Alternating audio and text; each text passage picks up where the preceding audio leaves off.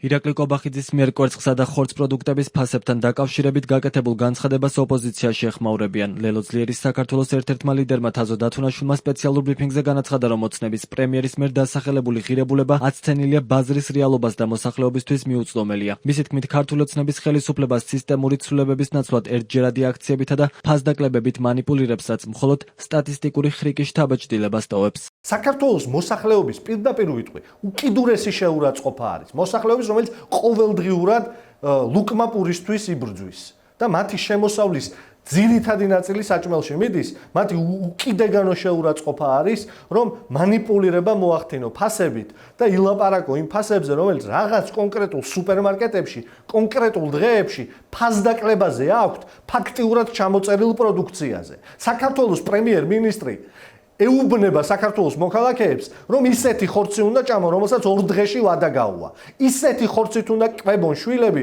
რომელსაც რამოდენიმე დღე აქვს დარჩენილი ვადა.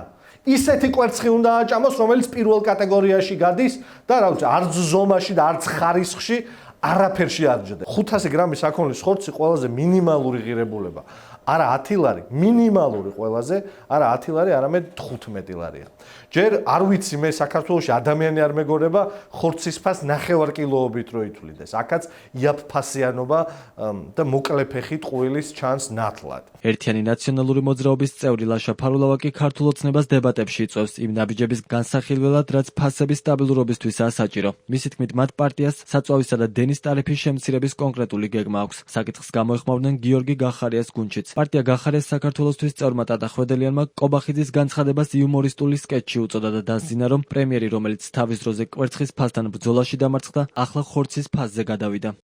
მაღალი ფასების უკან დგას მათი კორუფციული ინტერესი, კორუფციული წილი. სწორედ ამიტომ გააძვირეს დენის ტარიფი, სწორედ ამიტომ არის მაღალი ფასების საწვავზე და სწორედ ამის გამო უჭირს ჩვენს თანამოქალაქეებს სოფლად.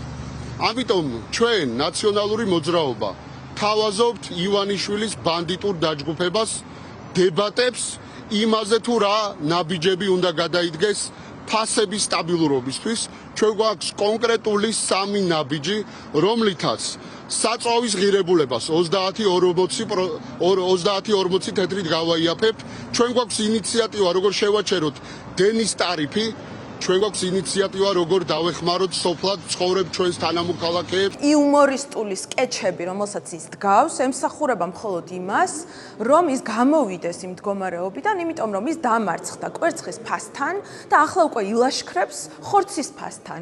სურს რომ აი ეს ყველაფერი ჩამოირეცხოს, იმიტომ რომ მან ინიციატივა დააყენა, მან თქვა და შეპირდა ჩვენს მოსახლეობას, რომ ფასების შემცირება მოხდებოდა და ჩვენ ვერ ვნახეთ ვერც ერთ პროდუქტზე შემცირებული ფასი. ტარიფი ელექტროენერგიაზე ამ ფასების შემცირების დაანონსების შემდეგ გაიზარდა 30%-ით, პურ პროდუქტებზე 9%-ით, ხორცეულზე 7%-ით, კვერცხზე და რძის ნაწარმზე ასევე ძალიან ბევრით გაიზარდა ფასები. შესაბამისად, ეს ყველაფერი, ეს პროცესი ემსახურება იმას, რომ მან როგორღაც ჩამოირეცხოს ეს დანაშაული, მან კიდევ ერთხელ მოატყუა, კიდევ ერთხელ შეცდომაში შეიყვანა საკუთარი ქვეყნის მოსახლეობა. გუშინ ჟურნალისტებთან ირაკლი კობახიძე ამტკიცებდა, რომ საქართველოში ცხოვრება არ გაძვირებულა და ფასები სტაბილურია. მისი თქმით, ქვეყანაში 9 კილოგრამის საქონლის ხორცის ყიდვა 10 ლარად, ხოლო 10 კვერცხის ყიდვა 4 ლარად და 60 თეთრად არის შესაძლებელი. როგორც კობახიძე ირწმუნება, ფასების კომისია ამ კვირაში მუშაობას დაასრულებს და მომავალ კვირაში საზოგადოებას გეგმას წარუდგენენ.